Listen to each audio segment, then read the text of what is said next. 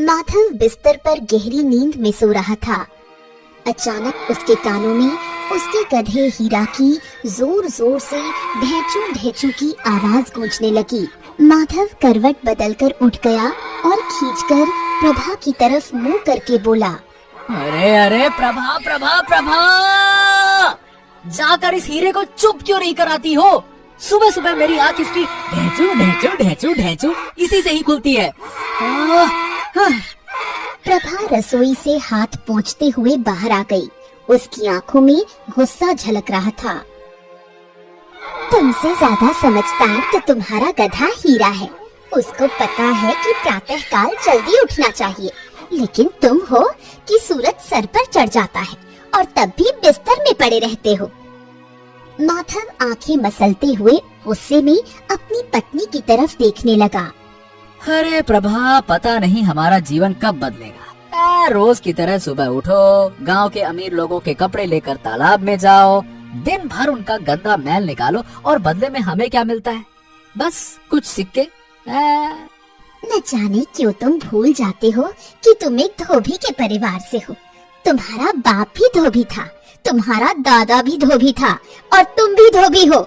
अपने आप को राजा समझना बंद करो। माधव ने गुस्से से अपना सिर झटक दिया और एक पल के लिए चुप हो गया। फिर कुछ देर बाद हल्की मुस्कान के साथ बोला, काश प्रभा, अगर कभी राजमहल से राजा के कपड़े धोने को मिल जाए ना, हाय हाय हाय हाय हाय हाय, कुछ ज्यादा ही आमदनी हो जाएगी फिर तो। और हो सकता है कि फिर शायद हमारी किस्मत भी बदल जाए। हाँ? लंगूर को हमेशा सपने में अंगूर ही नजर आते हैं। अब राजा महाराजा की बातें बंद करो और ये पोटली पकड़ो, तालाब की ओर चलो। शाम तक जमींदार के कपड़े देने हैं। माधव ने बेमन से पोटली उठाई और प्रभा के साथ घर के बाहर आ गया। दोनों ने कपड़ों की पोटली गधे हीरा की पीठ पर रखी और तालाब की ओर पहुंच गए।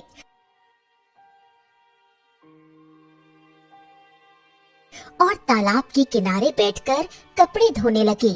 पानी में कपड़े फटकारते हुए माधव गुस्से से बोला, अरे मुझे सब याद है प्रभा। पिछली बार की बात है जब एक जमींदार को समय पर कपड़े नहीं मिले थे ना, तो उसने मुझे कितना अपमानित किया था। दिमाग का दही कर दिया था उसने। मुझे याद है, जमींदार ने तुम्हें कपड़े की तरह बुरी तरह से धोया था। इस बार ऐसा मत होने देना।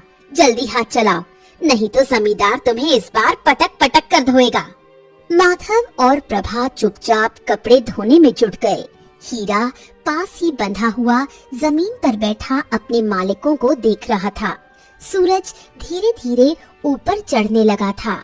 अचानक घोड़े की टापों की आवाज माधव और प्रभा के कानों में टकराई। एक सैनिक घोड़े पर सवार सीधे माधव की ओर आ पहुंचा। क्यों, तुम्हारा नाम ही माधव धोबी है? माधव और प्रभा दोनों चौंक कर खड़े हो गए। माधव हिचकिचाते हुए बोला, हाँ हाँ, मेरा नाम ही माधव धोबी है। क्या बात है? तुम्हारी प्रशंसा राजा अमरजीत ने सुनी है, उन्होंने मुझे तुम्हारे पास भेजा है। माधव के चेहरे पर खुशी की लहर दौड़ गई। वो प्रभा की तरफ गर्व से देखकर बोला, हाँ, हाँ, सुना प्रभा, मेरी प्रशंसा राजमहल तक पहुंच गई और तुम कह रही थी कि लंगूर को सपने में अंगूर नजर आते हैं।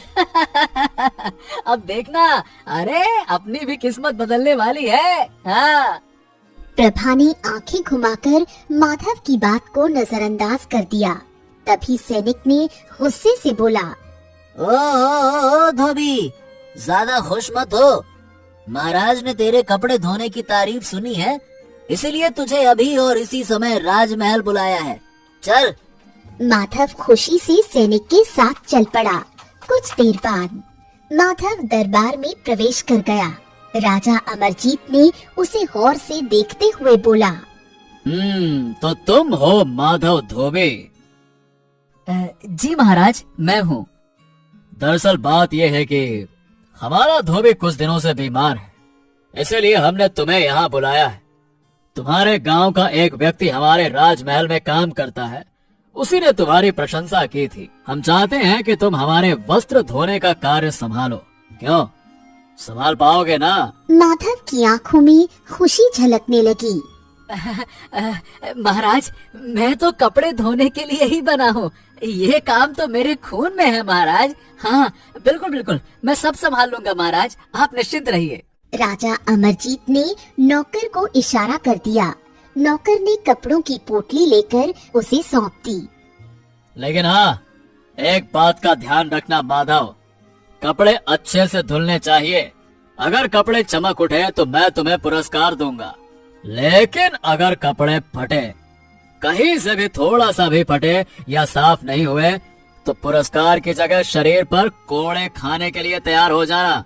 समझ गए ना? आप बिल्कुल चिंता मत कीजिए महाराज, आपको इतने अच्छे से कपड़े धोकर दूंगा कि आप पुराने धोबी को भूल जाएंगे और मुझे ही इस महल का राज धोबी बना लेंगे। हाँ। इतना बोलकर माधव कपड़ों की पोटली लेकर दरबार से निकल गया।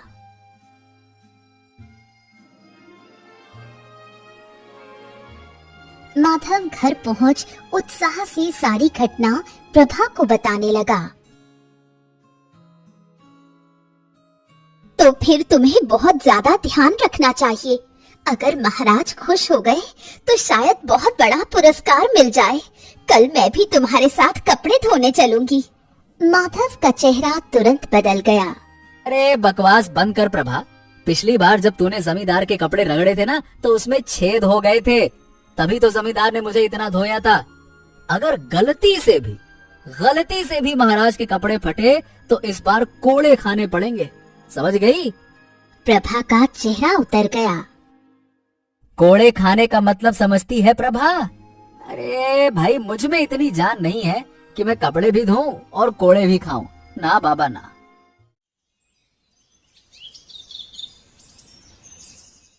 अगले दिन माधव कपड़ों की पोटली गधे की पीठ पर रखकर तालाब के किनारे पहुंच गया। राजा अमरजीत के वस्त्र निकालकर बड़ी सावधानी से धोना शुरू कर दिया। माधव राजा अमरजीत के वस्त्र धो ही रहा था, तभी राजा अमरजीत के वस्त्र से एक चमकदार हीरे की अंगूठी नीचे गिर गई। माधव अंगूठी उठाकर उसे गौर से देखने लगा। अरे बाप रे बाप, ये तो ससुरा हीरे की अंगूठी है। इतनी कीमती अंगूठी, हे भगवान, मैं अगर 3 जन्म तक वस्त्र धोता रहूं तो भी इसे खरीद ही नहीं पाऊंगा, और आज ये मुझे ऐसे ही मिल गई। अरे वाह वाह वाह वाह वाह वाह। माधव की नजर पास खड़े अपने गधे हीरा पर पड़ी, जो उसे टकटकी लगाकर देख रहा था। माधव की आंखों में लालच झलक उठा। अरे देख हीरा देख, मेरी किस्मत तो सच में बदल गई। राजा अमरजीत की जेब से हीरे की अंगूठी निकली है, हीरे की। अरे राजा को क्या ही फर्क पड़ेगा, उनके पास तो ऐसी अनगिनत अंगूठियां हैं, उसमें से एक कम हो गई तो कहाँ मालूम चलना है। अब तो ये अंगूठी अपने पास ही रहेगी, मैं रख लेता हूँ इसको। क्यों रे हीरा, है ना? हाँ। माधव ने अंगूठी को अपनी जेब में रख लिया और फिर से वस्त्र धोने में लग गया। लेकिन उसे ये नहीं पता था कि दूर खड़ा दीपू नाम का व्यक्ति सारी घटना देख रहा था। दीपू एक चोर था, लेकिन गांव वालों की नजर में वो एक छोटा सा व्यापारी था, पर कोई नहीं जानता था कि वो चोर था। अरे वाह वाह वाह, इस धोबी की तो किस्मत ही बदल गई। हीरे की अंगूठी है राजा अमरजीत की, लेकिन अब ये अंगूठी इसकी नहीं, मेरी किस्मत बदलेगी। हाँ, आज रात ही मैं इसे चुरा लेता हूँ। हाँ।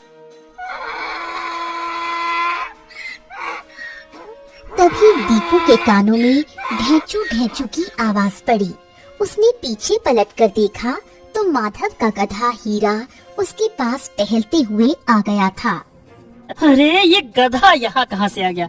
ओहो, मैं भी कितना मूर्ख हूँ, गधे से डर गया। अरे इसे क्या पता मैं क्या सोच रहा हूँ।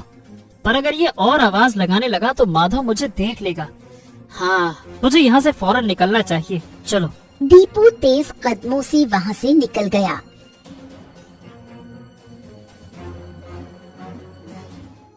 शाम को माधव वस्त्र धोकर घर पहुँच गया और प्रभा को हीरे की अंगूठी दिखाते हुए सारी घटना बताने लगा। अरे ये अंगूठी तो बहुत ही कीमती लग रही है जी। हाँ प्रभा, राजा महाराजा तो ऐसी ही कीमती चीजें पहनते हैं ना, हमारे जैसे थोड़ी ना। उनके लिए ये अंगूठी मामूली होगी, लेकिन हमारे लिए तो किसी वरदान से कम थोड़ी ना है। अगर ये अंगूठी बेच दे तो हम रातों रात अमीर बन जाएंगे। हाँ। लेकिन ये राजा अमरजीत की अंगूठी है, अगर किसी ने पहचान ली तो, अरे इसे हर चोहरी देखते ही पहचान जाएगा। अरे मूर्ख, मैं धोबी हूँ, धोबी, गधा नहीं। इसे दूसरे राज्य में ले जाकर बेचूंगा ना, यहाँ क्यों बेचूंगा। चल अब सो जाते हैं, सुबह राजा अमरजीत के वस्त्र दे आऊंगा और फिर इस अंगूठी से माला माल हो जाएंगे, हैं? माधव ने अंगूठी अलमारी में रख दी और चारपाई पर लेट गया। प्रभा और माधव जल्द ही गहरी नींद में सो गए।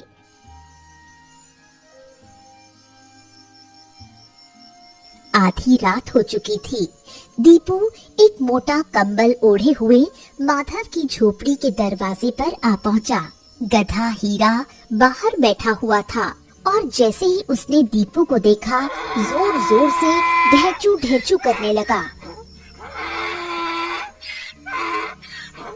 अबे चुप हो जा, चुप हो जा, चुप हो जा गधे कहीं के। क्या मालिक को उठा के ही मारेगा क्या? चुप कर जा ना। मगर गधा चुप नहीं हुआ।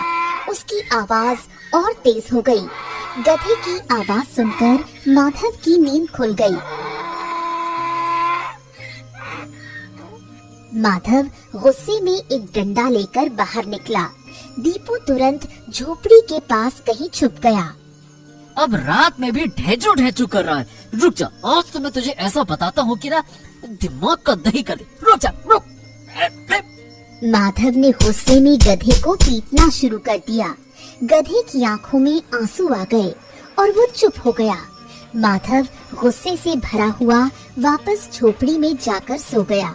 कुछ देर बाद दीपू फिर से झोपड़ी के दरवाजे पर आ पहुंचा। हीरा उदास आंखों से उसे देख रहा था। अबे मूर्ख गधे, गधा चाहे कितना भी वफादार हो जाए, गधा गधा ही रहता है। चल, अब तेरे मालिक की किस्मत मैं पलटता हूँ तो उसे सबक मिलेगा। रुक जा। दीपू दबे पांव झोपड़ी में घुस गया। उसने धीरे से अलमारी खोली, अंगूठी निकाली और वहाँ से रफू चक्कर हो गया। गधा हीरा दूर से ये सब देख रहा था, लेकिन वो कुछ कर नहीं सका।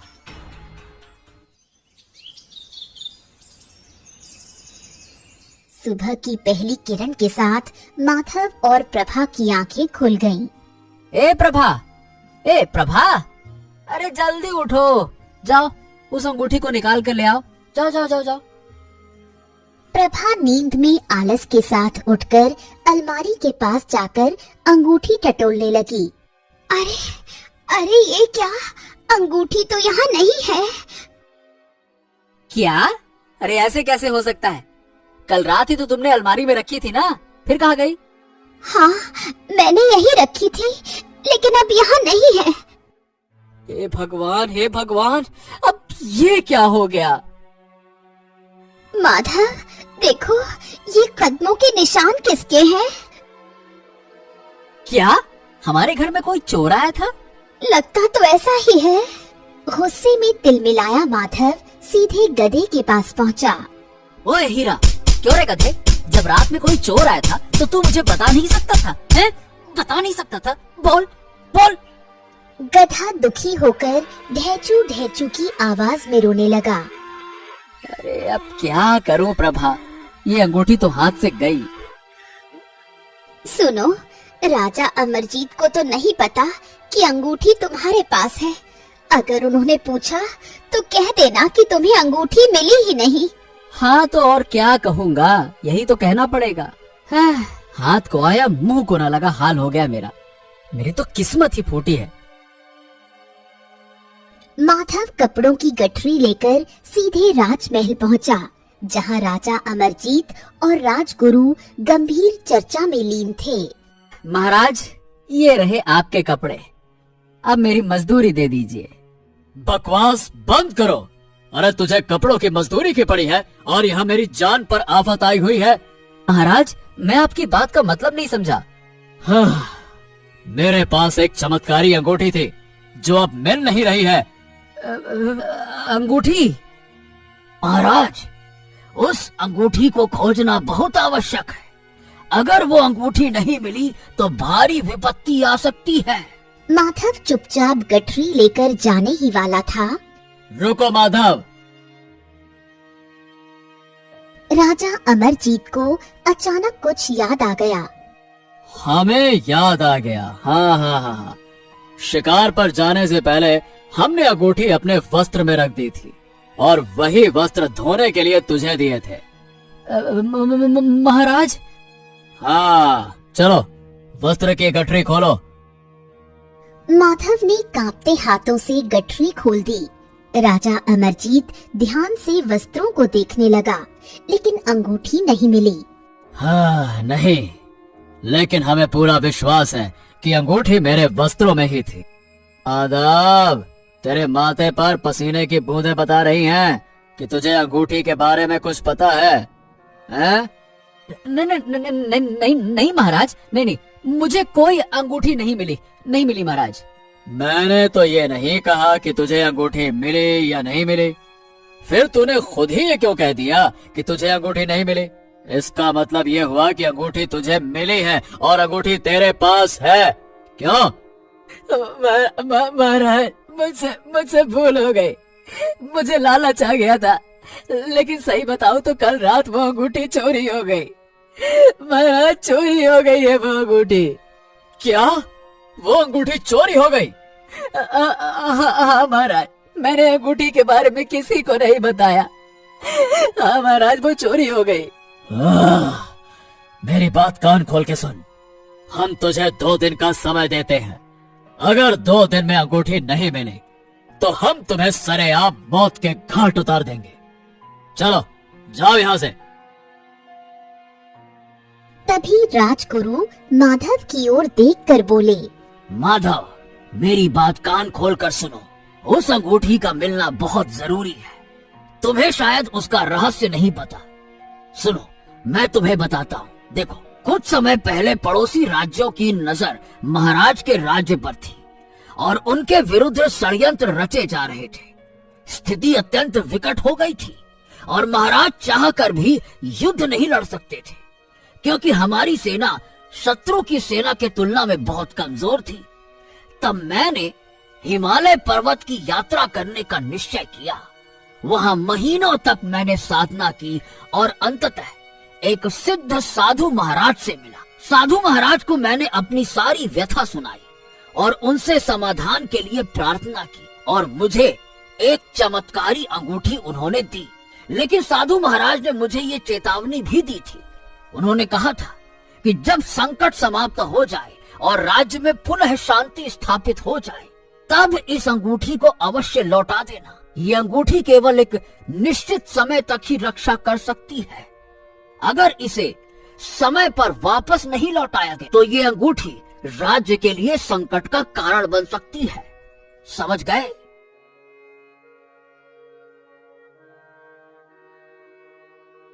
माधव घर लौट आया और प्रभा को सारी घटना बताने लगा।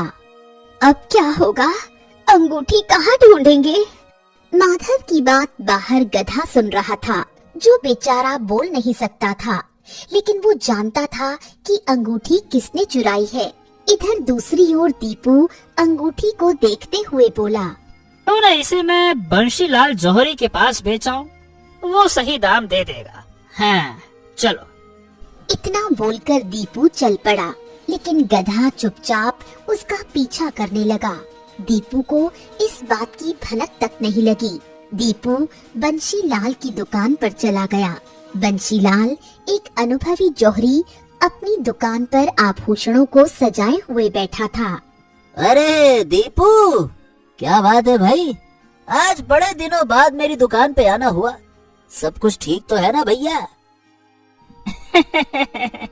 अरे बंसीलाल, तुम तो जानते ही हो कि मैं एक छोटा व्यापारी आदमी हूँ। महीने भर व्यापार के सिलसिले में घर से बाहर रहना पड़ता है। बस इसीलिए आना कम होता है। हाँ हाँ, ये सब तो मैं जानता हूँ, पर भैया मेरी ये समझ में नहीं आया कि तुम व्यापार करते कहाँ हो। अब खैर छोड़ो, ये बताओ कि आज कैसे आना हुआ। बंसीलाल, ये देखो। दीपू जेब से एक अंगूठी निकालकर बंशीलाल को दिखाने लगा। हाँ हाँ हाँ हाँ हाँ, ये अंगूठी तो बड़ी ही विचित्र लग रही है, और इसका हीरा ये तो बहुत ही बेशकीमती है भैया। जानता हूँ, और इसीलिए तुम्हारे पास आया हूँ क्योंकि तुम ही इसकी कदर जानते हो। अच्छा ये बताओ, बेचने आए हो? हाँ। बंशीलाल ने एक छोटी सी पोटली में स्वर्ण मुद्राएं लेकर दीपू की ओर बढ़ा दी। दीपू मुद्राओं की पोटली लेकर चला गया। बाहर खड़ा गधा ये सब देख रहा था। इधर प्रभा घर के बाहर बेचैनी से इधर उधर देख रही थी। अरे, हमारा हीरा कहाँ गया? अरे भाड़ में गया तुम्हारा गधा कहीं का। एक तो तुम्हें गधे की पड़ी है, इधर मेरी जान आफत में आई हुई है, वो तुम्हें नहीं दिख रहा? अरे महाराज मेरी जान के पीछे पड़े हैं।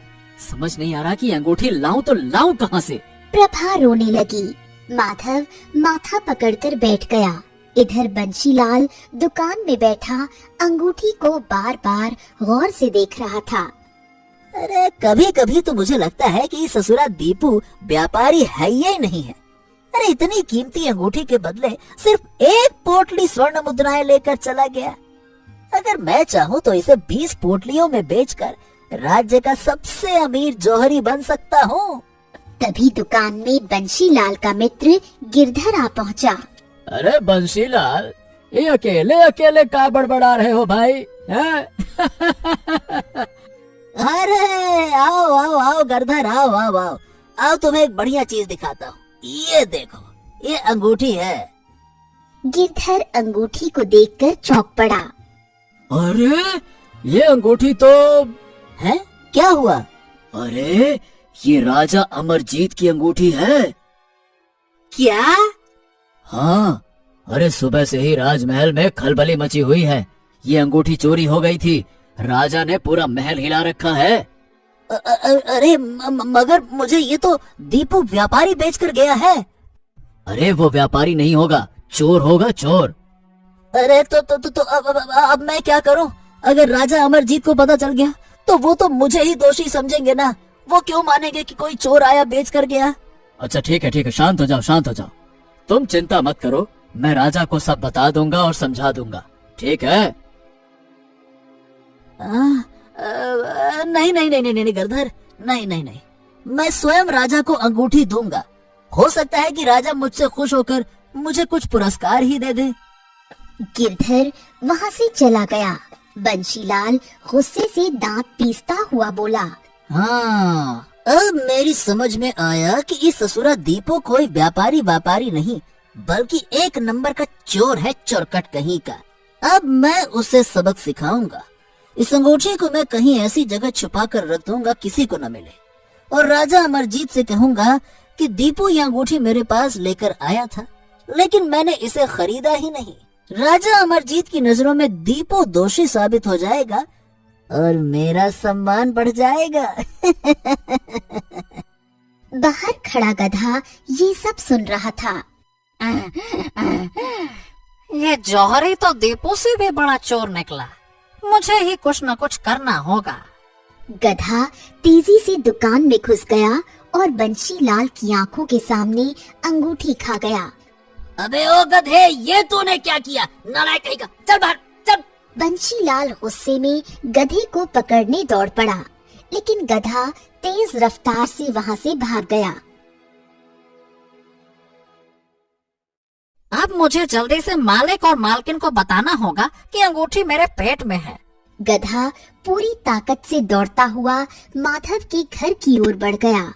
इधर राजा अमरजीत चिंतित अवस्था में बैठा हुआ था। दरबार में सन्नाटा पसरा था। तभी दरबार में गिरधर आ पहुंचा।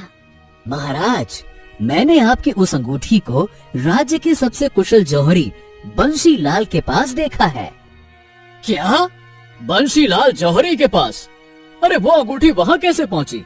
ओह, इसका मतलब यह है कि उस धोबी ने बंसीलाल को वो अंगूठी बेच दी है। हाँ। महाराज, बंसीलाल ने कहा कि वो अंगूठी उसे दीपू नाम के एक व्यापारी ने दी है। ओहो, तो फिर उस धोबी ने वो अंगूठी दीपू को बेची होगी और दीपू ने बंसीलाल जौहरी को बेची होगी। हाँ महाराज, फिलहाल तो अंगूठी का मिलना बहुत आवश्यक है। राजा अमरजीत सैनिकों की ओर देखकर बोला, सैनिकों, जाओ माधव धोबी और बंसीलाल जौहरी को बंदी बनाकर दरबार में हाजिर करो। जाओ। कुछ ही देर में सैनिक माधव धोबी और बंशीलाल जौहरी को बंदी बनाकर दरबार में ले आए। माधव, तुम तो कह रहे थे कि तुम्हें अंगूठी के बारे में कुछ नहीं पता, और सच्चाई ये है कि तुमने अंगूठी चुरा कर बंसीलाल जौहरी को बेच दी, क्यों? महाराज, मैं बंसीलाल जौहरी को जानता तक नहीं। बंसीलाल, तुम्हें वो अंगूठी कहाँ से मिली, बताओ। महाराज, वो अंगूठी मुझे दीपू नाम के एक व्यापारी ने दी थी। वो अक्सर सोने और हीरे से बनी वस्तुएं मुझे लाकर बेचता है।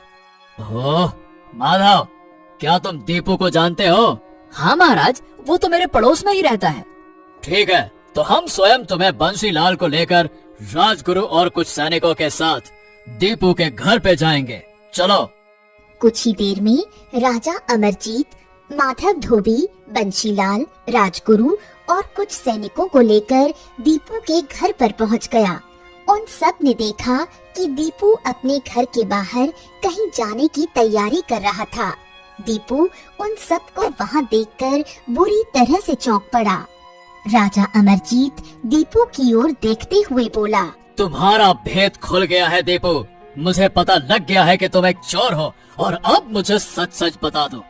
मैं इतना क्रोधित हूँ कि अगर तुमने झूठ बोला तो मैं तुम्हारी गर्दन धड़ से अलग कर दूंगा। बोलो। हाँ, महाराज, मैं सच बताता हूँ, मुझे बस माफ कर दीजिए, मैं सब कुछ बताता हूँ। हाँ तो बोलो। महाराज, मैंने माधव धोबी को वस्त्र धोते हुए देखा। तभी मैंने देखा कि आपके वस्त्रों से एक सुंदर अंगूठी नीचे गिर गई। माधव की आंखों में उस अंगूठी को देखकर लालच आ गया। वो अपने गधे से बात कर रहा था कि वो आपकी अंगूठी बेचकर अपनी किस्मत बदल देगा। फिर क्या हुआ? महाराज, मैं तो चोर हूँ ना। मैंने मौके का फायदा उठाया और रात में माधव के घर से वो अंगूठी चुरा ली और बंशीलाल जौहरी को बेच दी। बस यही सच है महाराज, और आपकी अंगूठी बंशीलाल के पास है। ओह, तो अंगूठी तुम्हारे पास है बंसीलाल, क्यों? महाराज, वो अंगूठी मेरे पास थी, लेकिन लेकिन क्या? महाराज, वो अंगूठी एक गधा खा गया। ये क्या बकवास कर रहे हो? गधा अंगूठी खा गया? अरे गधा अंगूठी क्यों खाएगा? है? इसका मतलब साफ है कि तुम्हारी नीयत खराब हो गई थी, क्यों बंसीलाल? महाराज, कहीं वो गधा मेरा तो नहीं है। मेरा गधा सुबह से लापता है। अरे क्या लगा रखा है? गधा, अंगूठी, लापता, फिर गधा, फिर अंगूठी। सीधी सी बात है कि मुझे मेरी अंगूठी वापस चाहिए, मतलब चाहिए। किसी भी कीमत पर लेकर आओ। उसी समय वहाँ हीरा गधा आ पहुँचा। महाराज, हाँ, यही वो गधा है जिसने मेरे सामने अंगूठी निगल ली थी। हाँ, अगर इस गधे ने अंगूठी निकली है तो अब ये अंगूठी इसके पेट से ही निकलेगी। गधे की आंखों में आंसू आ गए। वो कुछ समझाना चाहता था, लेकिन गधा होने के कारण बोल नहीं पाया। तभी वहाँ पर रंग बिरंगी रोशनी से एक साधु प्रकट हो गए। महाराज, ये तो वही साधु हैं जिन्होंने हमें अंगूठी दी थी। राजा अमरजीत, तुम्हें शर्म आनी चाहिए, एक बेजुबान जानवर की हत्या करते हुए। साधु महाराज, दरअसल अंगूठी गधे के पेट में है और आपको वो अंगूठी हर हाल में चाहिए थी, बस इसीलिए। राजा अमरजीत, वो अंगूठी कितनी भी चमत्कारी क्यों न हो, लेकिन किसी की जान से बढ़कर नहीं है। तुमने जो अंगूठी निगली है वो बहुत चमत्कारी है। तुम्हें खुद पता नहीं कि तुम्हें बोलने की शक्ति मिल चुकी है। अब सच बताओ। गधा कांपते हुए इंसानी आवाज में भावुक स्वर में बोला, महाराज, मैं एक गधा हूँ, इसमें मेरी क्या गलती है? मैंने अपनी आँखों से देखा था कि आपके वस्त्र से वो अंगूठी गिरी थी। मेरे मालिक माधव की नजर उस अंगूठी पर पड़ी और उसकी आंखों में लालच भर आया। मैंने देखा कि दूर खड़ा दीपू भी उस अंगूठी को लालच भरी नजरों से देख रहा था। मैं धीरे धीरे दीपू के पास गया। दीपू ने सोचा कि भला एक गधे से उसे क्या ही खतरा हो सकता है। रात में जब सब सो रहे थे तब दीपू चोरी करने के लिए आया। मैंने अपने मालिक को अपने अंदाज में जगाने की बहुत कोशिश की। ढेंचू ढेंचू ढेंचू मैंने खूब आवाज निकाली, पैरों से जमीन खुरची, लेकिन मेरे मालिक ने मेरी बात समझने के बजाय मुझे ही डंडे से पीटना शुरू कर दिया। मालिक ने मेरी कोई बात नहीं सुनी और दीपू मेरी आंखों के सामने उस अंगूठी को चुरा कर ले गया। मैं कुछ भी नहीं कर सका। अगली सुबह जब मालिक रोते हुए घर लौटे और कहने लगे कि महाराज अमरजीत सिंह उन्हें जान से मार देंगे, तो मुझे उन पर तरस आ गया। मुझे पता था कि अंगूठी दीपू ने चुराई थी और वो कहाँ रहता है। मैं दीपू के घर गया और वहाँ देखा कि वो सीधे बंशीलाल जौहरी की दुकान पर गया और अंगूठी उसने बेच दी। लेकिन बंशीलाल जौहरी की मंशा भी ठीक नहीं थी। वो अंगूठी आपको लौटाने की बजाय उसे बेचकर फायदा कमाना चाहता था और वो केवल दीपू को फंसाना चाहता था। जब मैंने बंशीलाल के मुंह से ये सब कुछ सुना तो मुझे यकीन हुआ कि अगर अंगूठी महाराज को नहीं मिली तो मेरे मालिक की जान चली जाएगी। तभी मैंने बंशीलाल की दुकान से मौका देखकर अंगूठी निगल ली। उसके बाद से मैं इस वक्त यहाँ आकर सबको यही बताने की कोशिश कर रहा था कि अंगूठी मेरे पेट में है और असली गुनहगार दीपू और बंशीलाल हैं। लेकिन महाराज, आपने मेरी बात नहीं समझी। मेरी जान लेने के लिए आपने तलवार निकाल ली। क्या मेरी इतनी ही कीमत है? इतना बोलकर गधा रोने लगा। उसकी आंखों से आंसू टपकने लगे। देखा महाराज, देखा, ये जानवर है जानवर, लेकिन इसने तुम सबकी मदद करनी चाहिए। तुम सबसे ज्यादा इंसानियत इस जानवर में है, फिर भी किसी ने इसकी बात तक नहीं सुनी। और तुमने अपने गधे को बेवजह पीटा, जबकि ये तुम्हारी हर हाल में मदद करना चाह रहा था। मुझे माफ कर दो मेरे दोस्त। तू सच में हीरा है, हीरा। मैं तो अंगूठी में लगे हीरे को देखकर खुश हो रहा था, लेकिन मेरे पास तो तेरे जैसा हीरा था और मैं तुझे पहचान ना पाया। मुझे माफ कर दे मेरे दोस्त, मुझे माफ कर दे। साधु ने गधे की पीठ पर हाथ रख दिया। अचानक रंग बिरंगी किरणों से वो अंगूठी साधु के हाथ से प्रकट हो गई। महाराज, अब मैं चलता हूँ। इतना बोलकर साधु गायब हो गया। दीपू और बंशीलाल को कैद में डाल दो और माधव, केवल इस गधे की वजह से तुम्हें स्वर्ण मुद्राएं दे रहा हूँ, वरना तुम्हारे मन में भी लालच आ ही गया था। अगर इस गधे ने मेरी आंखें ना खोली होती तो तुम्हें भी कारागार में डाल देता। चल मेरे हीरे चल, अब तुझे कभी तंग नहीं करूंगा। उस दिन के बाद माधव की किस्मत बदल गई। वो गधे की खूब सेवा करने लगा और उसकी जिंदगी में खुशियां आ गईं।